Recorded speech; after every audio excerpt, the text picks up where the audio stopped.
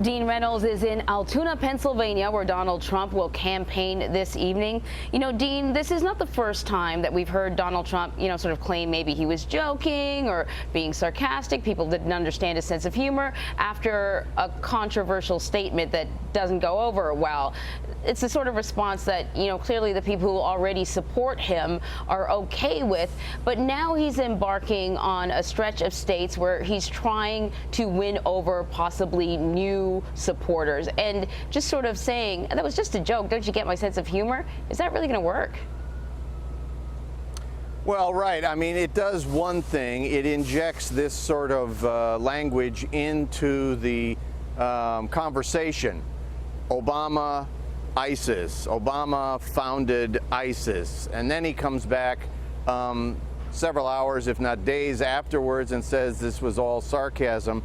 He did the same thing with the comment about how he hoped the Russians could retrieve the emails from Hillary Clinton. When that caused a big stir, he again said he was being sarcastic.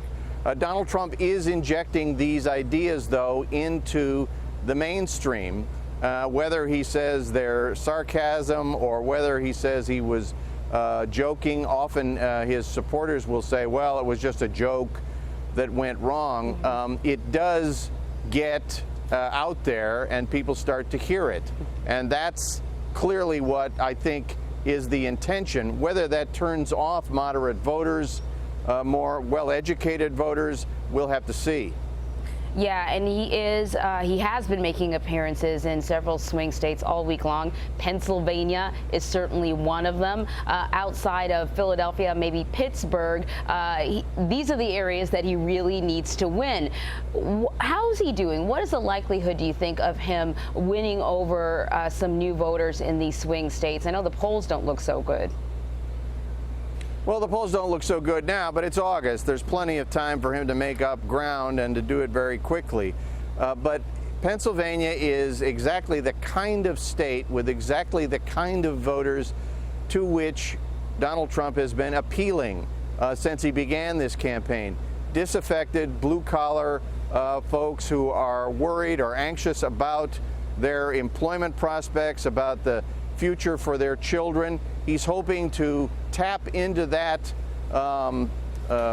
demographic and do what he did basically in the primaries. Get those people, Democrat as well as Republican, to rally to his cause. All right, Dean Reynolds in Pennsylvania, thank you so much. Thank you, Anne Marie.